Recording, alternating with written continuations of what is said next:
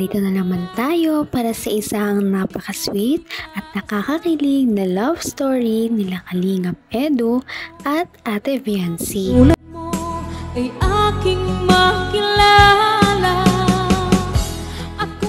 Para sa pagpapatuloy ng ating love story ay grabe at nagulat talaga ang lahat kay Kalingap Edu dahil may ginawa na naman siyang nagpakilig kay Ate Viancy sa Hong Kong.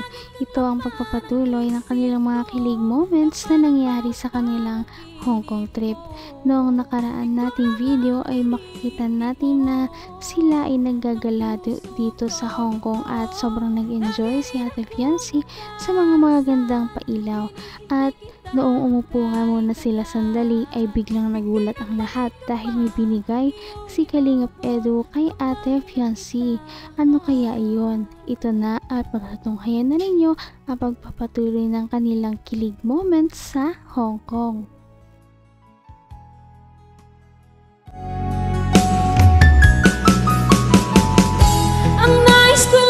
Ito ang pinakamahalaga.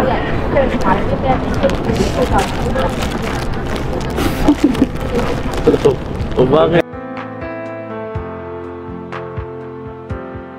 Grabe, sobra-sobra na to. Grabe na, may pa-flowers pa. Siyempre. Dapat natutulog lang ako. Siyempre para tuloy-tuloy ang saya. No?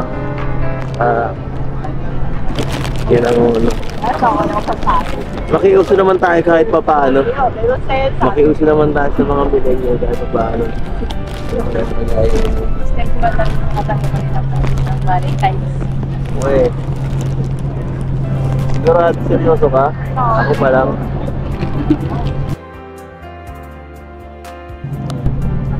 Bakit? Wala ba akong binigay last year? Wala. Baka nalimutan ko lang.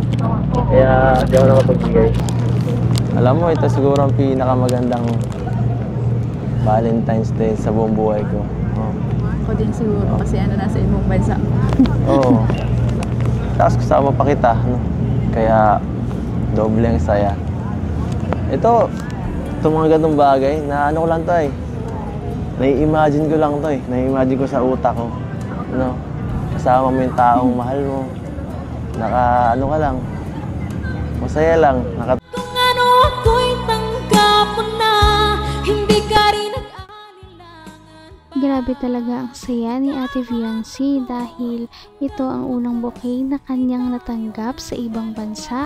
Kaya special talaga ito dahil nanggaling pa ito kay Kalingap Edu. Kaya grabe ang kanyang mga kilig at ngiti. Ano ka lang. Masaya lang. Nakatambay lang sa ano. So ganito, simpleng ano lang. Diba? Napaka-romantic. Napaka-special. Parang ikaw sa akin. Mahal na mahal.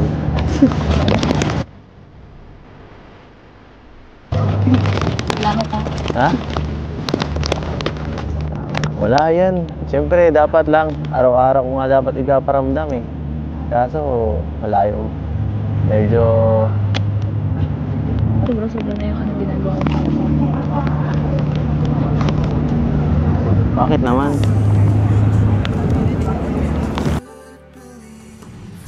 Kulang pa yan eh. Kasi ikaw, swerte ka sa buhay ko. Swerte ako. Swerte ka. Oo nga, seryoso yun. Nung dumating ka lalong gumanda. Lalong sumaya. Salamat sa'yo, kaya yan. Pinapahalagaan ko lang yun. Ikaw. Diba? Yan. Yan lang natin. Enjoy lang natin tong araw. Ano na to? Bihira lang tayo dito makapunta eh. Baka susunod na linggo. Naman ang bawat panaginip ko, ikaw lang ang San ka pa? Ano pa kaya ang hahanapin mo kay Kalingap Edu? Dahil napaka-sweet niya talagang tao at napaka-romantic. Dahil dyan, nafe-feel talaga ni Ate Viancy na sobrang special niyang babae at napaka-worth it talaga niya na maging manliligaw. Grabe. Unang araw pa lang. Sobrang saya na agad. Kumpleto na para sa akin itong itong travel na to. Kung makakauwi nga ako, okay lang eh. Okay na sa akin to. Masaya na. Hindi. Disneyland pa. Disneyland pa? Okay. Disneyland. Sa bagay. Sasamahan kita sa lahat ng rides na gusto mo dun.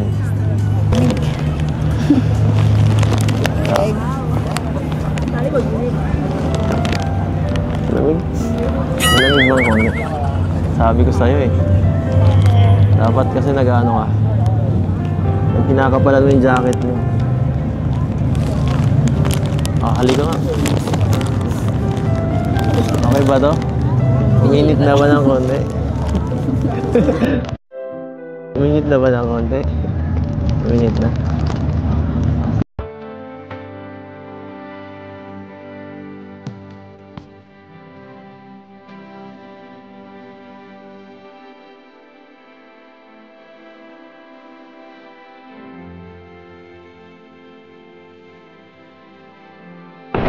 So ayun mga kalingap, and pauwi na po kami kasi bukas ay Disneyland po kami. Kailangan namin ng Hanggang wakas ay tayo ng dalawa.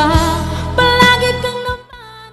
Hindi talaga nila makakalimutan ang travel na ito dahil napakaraming mga nangyayari na sobrang unforgettable para sa kanila dahil sobrang saya. Ngunit mararagdagan pa yan sa kanilang mga susunod na araw dito sa Hong Kong na makikita rin ninyo sa ating susunod na video. Ngunit bago iyon, bukas ay Disneyland po kami. Kailangan namin ng medyo mahabang pahinga kasi yung Disneyland medyo mapagod yun, buong araw po yun. Ayan po, so thank you so much po syempre sa mga kasama namin ngayon. First day pa lang, talagang sobrang sobrang saya na po. First day pa lang, talagang ang Hong Kong po talaga ay talagang sarap balik-balikan. Kahit pangalawa na namin, palagi pa rin kami na-amaze sa mga lugar. So yan po, thank you and see you sa day 2 po ng ating travel dito sa Hong Kong. God bless po and bye-bye! Ay, Nana! Miss ko, baby! Miss you, baby!